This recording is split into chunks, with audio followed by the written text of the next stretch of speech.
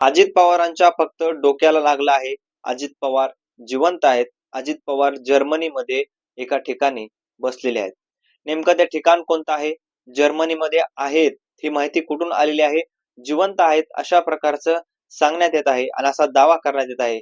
नेमकी ती माहिती काय आहे? ही सगळी माहिती आपल्याला या व्हिडिओमध्ये सगळी बघायची आहे. आणि हो, तुम्ही जर या चॅनलवर जर नवीन असाल तर चॅनलला सबस्क्राईब करा. व्हिडिओ पूर्ण बघा तरच तुम्हाला समजेल नेमकं आपल्याला सांगायचं काय आहे. आणि चॅनलवर जर नवीन असाल तर चॅनलला सबस्क्राईब करायला अजिबात विसरू नका. मंडळी, अजित पवार जिवंत आहेत ह्या चर्चांना उधाण कुठून आलंय हे सगळ्यात महत्वाचं मुद्दा आहे. आणि या मुद्द्यावरच आपल्याला कळणार आहे की अजित पवार जिवंत आहेत की नेमकं काय घडलंय. तर सगळ्यात महत्वाचं म्हणजे अजित पवारांच्या विमानाचा अपघात झाला. अपघात झाल्यानंतर ज्या गोष्टी घडल्या त्या गोष्टीमध्ये कुठेतरी तथ्य आढळलेलं नाही. सगळ्यात महत्वाची गोष्ट कोणती आहे? तर टीव्हीवरच्या बातम्या. टीव्हीवर बातमी दाखवण्यात आली.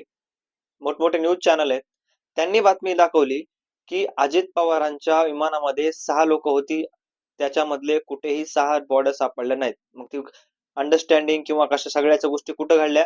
तर ते पॅसेंजरची लिस्ट आली. त्याच्यामध्ये फ्लाइट अटेंडरचं नाव म्हणजे पिंकी माळीचं नाव हे त्या पॅसेंजर लिस्टमध्ये होती. म्हणून हा सगळा गोळ झाला हे नंतर समोर आलं. इथून एक पहिली शंका निर्माण झाली की अजित पवारांनी उडी टाकली आहे का? कारण तिथल्या गावचे सरपंच काय सांगत होते, विमानातून कुणीतरी उडी टाकण्याचा प्रयत्न करत होतं. मग याच्यावरून लोक शंका लावू लागले.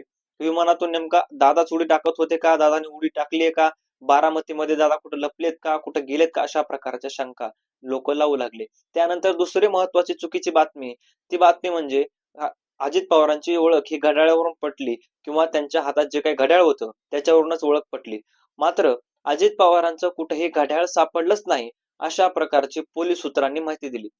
मग आता पोलीस सूत्रांनी जर ही माहिती दिली, मग मीडिया सूत्रांनी नेमकं कशी काय चुकीची माहिती दिली? अशा प्रकार सुद्धा प्रश्न आहे. आणि या प्रश्नामुळेच लोकांनी सांगायला जायला लागू लागले की अजित पवारांची घड्याळ सापडली नाही, अजित पवारांनी उडी टाकलेली आहे, अजित पवार कुठेतरी बाहेर गेलेले आहेत. हे सगळं इथून चालू झालं. आणि आता जे तुम्हाला मी दाखवतोय ते बघा, त्यामध्ये असं सांगितलं गेलेलं आहे की अजित पवारांच्या फक्त डोक्याला लागलेलं आहे. अजित पवारांचं कुठेही निधन झालेलं नाही. अजित पवार जर्मनीमध्ये आहेत अशा प्रकारचा व्हिडिओ हा बनवण्यात आलेला आहे. पण याच्यामध्ये कुठेही तथ्य किंवा याच्यामध्ये कुठलंही तथ्य नसल्याचं आढळून आलेलं आहे.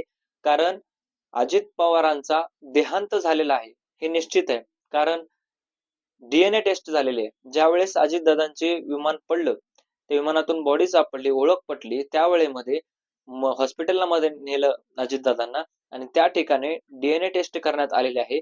आणि डीएनए टेस्ट केल्यानंतरच अजित पवारांची जी काही आहे बॉडी ती घरच्यांना देण्यात आलेली आहे. म्हणजेच पार्थ पवार असतील, जय पवार असतील किंवा त्यांच्या घरचे सगळे असतील, त्यांच्या घरच्यांना या सगळ्या डीएनए टेस्ट करून, सगळ्या टेस्ट करून आणि खात्रीशीर ओळख पटूनच अजितदादांची बॉडी ही परत करण्यात आलेली आहे. त्याच्यामुळे कुठेही याच्यामध्ये अजितदादा जिवंत आहेत किंवा दादा जर्मनीला आहेत अशा प्रकारची नाही, अशा प्रकारची चुकीची माहिती आहे.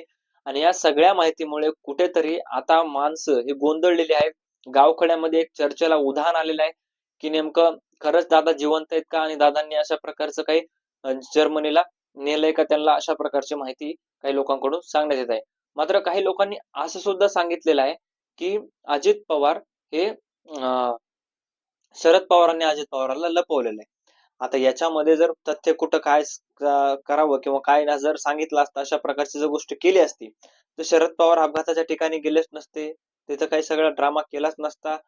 जर असा ड्रामाच असता तर हा ड्रामा नाहीये, हे रियालिटी आहे. आणि कुठेतरी शरद पवारांना सुद्धा हा मोठा धक्का आहे. कालची शरद पवारांची सुद्धा जी काही बातमी आली त्या बातमीने सुद्धा कुठेतरी महाराष्ट्र हळहळलेला आहे. आणि कुठेतरी महाराष्ट्रामध्ये जे काय आहे ती एक मोठं दुःख होतं अजित पवारांचं. त्यानंतरच लगेच शरद पवारांचं सुद्धा दुखणं किंवा शरद पवारांना सुद्धा आजारपण आल्यामुळे लोकांना सुद्धा हळहळ वाटू लागलेली आहे.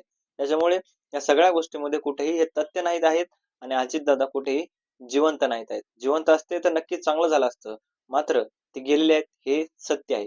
तुम्हाला काय वाटतं या सगळ्या गोष्टीबद्दल? तुमचं मत कमेंट मध्ये नक्की कळवा. भेटत नाही व्हिडिओ मध्ये, तोपर्यंत धन्यवाद.